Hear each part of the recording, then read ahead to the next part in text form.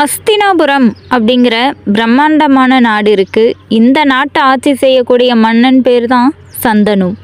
இந்த சந்தனு மகாராஜா மிக சிறந்த முறையில் நல்லாட்சி புரிஞ்சிட்டு வராங்க. மக்கள் அனைவருமே அவரோடைய ஆட்சியில் மிக சந்தோஷமாக இருக்காங்க. சந்தனு மகாராஜாவை எதிர்த்து போரிட எந்த மன்னனுக்கும் துணிவு இருக்காது.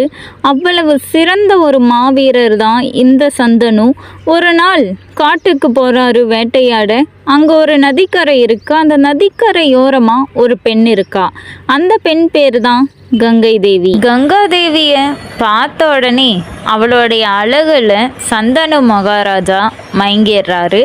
இப்போ அந்த பொண்ணுக்கிட்ட போய் சொல்கிறாங்க, நான் உங்களை கல்யாணம் பண்ணிக்கணும்னு ஆசைப்படுறேன் அப்படின்னு சொல்லிட்டு கங்கை தேவியும் அதுக்கு சம்மதிக்கிறாங்க. ஆனால் ஒரு நிபந்தனை வைக்கிறாங்க.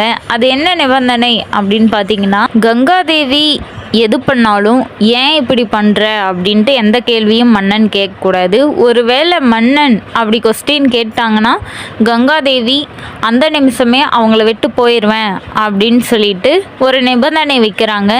மன்னனும் சரி, ஒரு பொண்ணு தானே, அப்படி என்ன கேட்டுற போகிறா, என்ன பண்ணிட போகிறா அப்படின்னு சொல்லிட்டு அதுக்கு சம்மதிக்கிறாரு. இப்போ இவங்க ரெண்டு பேருக்குமே கல்யாணம் நடக்குது.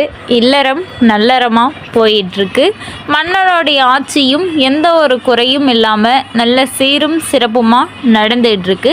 இப்படியே கொஞ்ச நாள் போகுது. இல்லறத்தினுடைய பயனாக ரெண்டு பேருக்கும் ஒரு அழகான ஆண் குழந்தை ஒன்று பிறக்குது. இதனால் மன்னர் ரொம்ப சந்தோஷப்படுறாங்க. அஸ்தினாபுரமே ரொம்ப சந்தோஷப்படுது, ஒரு வாரிசு வந்துருச்சு அப்படின்னு சொல்லிட்டு.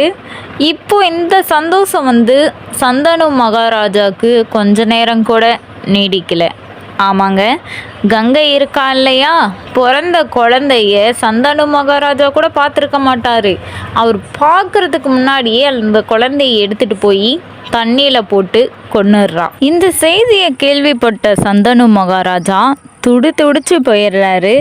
மன்னனுக்கு என்ன செய்யறதுன்னே தெரியல, திகச்சு போய் நிற்கிறாரு.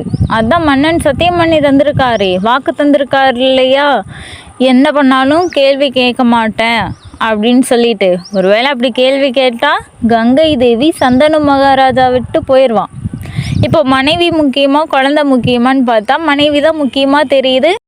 சந்தனு மகாராஜாவும் ஏன் குழந்தைய கொன்ன அப்படின்ட்டு ஒரு வார்த்தை கூட கேட்கல.